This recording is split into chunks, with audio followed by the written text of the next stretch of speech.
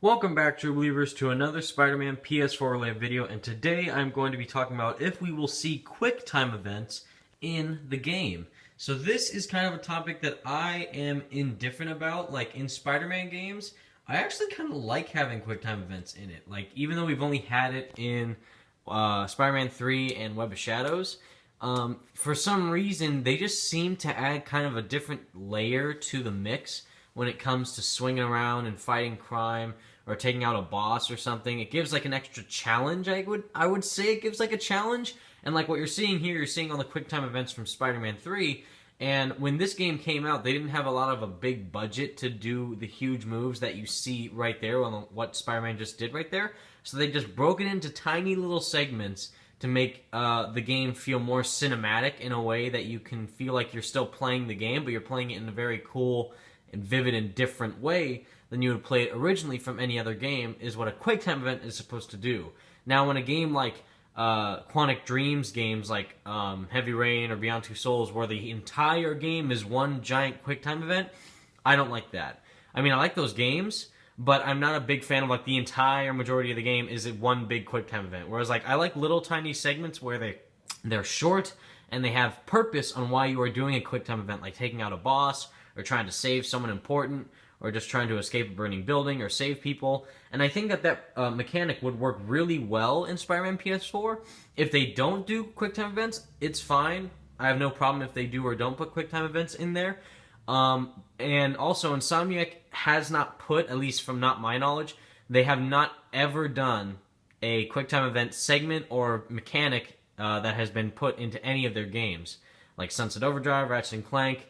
They just go out for all-out action, and they make the player feel like they're in control, doing what they're supposed to do, doing what they want to do, and doing what they feel like doing without the restraint of just pushing a key of buttons and a command of buttons and a certain link of buttons, where some people like QuickTime events because it gives them kind of like a more cinematic feel. But I think with a developer like Insomniac, where they just are really, really, really passionate about having the player feel like they are in control, doing what they want to do, and acting like they are that character that they are playing as.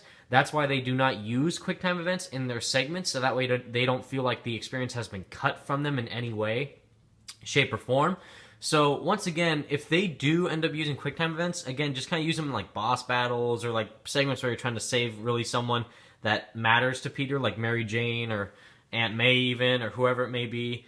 Anything like that, where if it's just like, do a quick time event to swing through the section, it's like, why can't I just do that by myself? So that kind of leads me to believe that we will not be seeing quick time events in Spider-Man PS4, just with all the comments I've said. Like, Insomniac is really passionate about having the players be the player. They're playing the game, instead of just like, A, B, triangle, square. So it's like, again, I don't mind quick time events, but I would not mind if they did not put them in there. Like, if they took them out, it would also be fine. And again, they've been in Spider-Man 3, which is where they were introduced in Spider-Man games, and then they implemented it further in Web of Shadows, where they added kind of more dynamic scenes where you did QuickTime events. And one of my favorite ones was fighting Vulture, both in the symbiote form and out of the symbiote form, was a really awesome boss fight to do QuickTime events, to see all those cool animations be done as Spider-Man in the black or red suit. And even though it would be cooler if you were doing those, like actually hitting buttons and stuff to do it, it was just cool to see that scene play out like it was an actual type of movie cinematic event, where you see those people fighting in the air with such acrobatic grace and style and so much like freedom and so much power and everything. So again, if they don't add QuickTime events, totally okay with me. Let me know what your thoughts are in the comment section down below, everybody. Thank you so much for watching, True Believers. We hit above 150 subscribers. Thank you all so much. I love every single one of you. I can't believe my phone's ringing in the background, but I'm going to start making the next video for all of you, saying thank you so much for having us reach 150.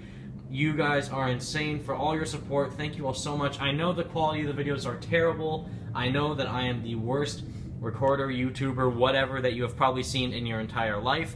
I so apologize for that. But once I fully release all the videos I have planned relating to Spider-Man PS4 and or Spider-Man Homecoming, I'm going to fully research and spend my time making sure that this channel grows as a fully fledged channel, whether that's related to games or movie news or comic book related news, even for Spider-Man or anything else. So just once again, thank you so much for watching, true believers. Thank you all so much for watching again.